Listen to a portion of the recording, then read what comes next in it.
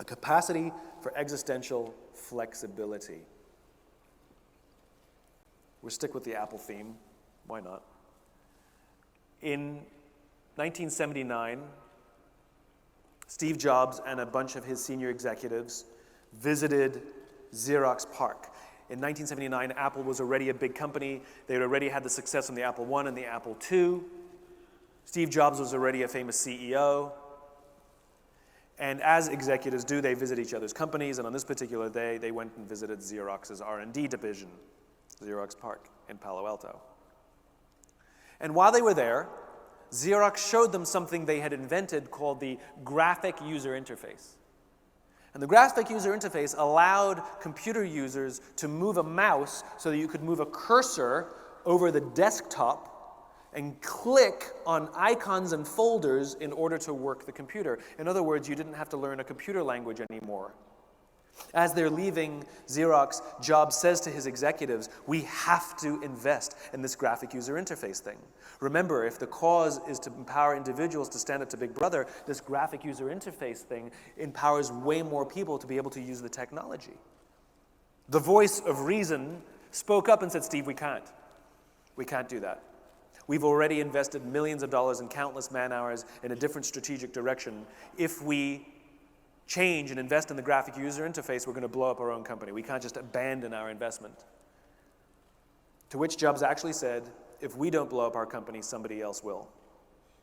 That decision led to the Macintosh, a computer platform so profound that the entire software of Windows is basically designed to act like a Macintosh. A decision so profound that it changed the way computing works today, that now a computer has become an appliance inside our company, inside our homes and our companies for that matter. So common, and we now live in a world in which an individual can indeed compete against a corporation. Existential flexibility is the capacity to make profound strategic shifts, 180-degree strategic shifts, in order to better advance your cause. And failure to do so may ultimately lead to the demise of your own organization.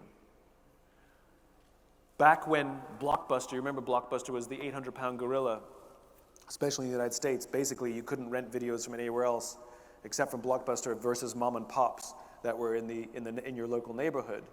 And there was this little upstart company called Netflix that had a new business model based on subscriptions. That you would subscribe, you remember, then they would send you the DVDs and you can keep them for as long as you want, versus how we used to rent videos in the past. And the CEO of Blockbuster went to his board and said, we have to look into the subscription model thing, especially where streaming technology is getting better and better. We should probably prepare ourselves. And the board said, absolutely not, we may not do that, because we get 12% of our revenues from late fees, and we'd be walking away from that revenue. Blockbuster no longer exists, and Netflix dominates the industry.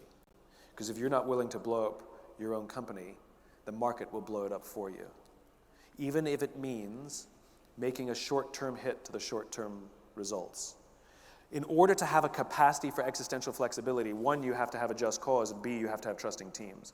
The cause is what directs that flexibility. This is not like shiny object syndrome, that so many of us have either suffered from or have been subjected to, where some entrepreneur hears a speech and hears the latest shiny object and wants to redirect the whole company there. And after the fourth or fifth one this year, everybody doesn't know what the hell's going on. That's not what I'm talking about.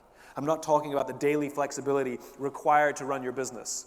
I'm talking about when you discover a technology or a better strategy or a better way to advance your cause, and you're willing to make this profound strategic shift in order to advance your cause. But you have to know what your cause is first, and you better have trusting teams, because the likelihood that you're going to put your company through upheaval in the short term is high, and your people have to be willing to go along with it. In other words, they say, we agree, this is going to hurt, let's do it.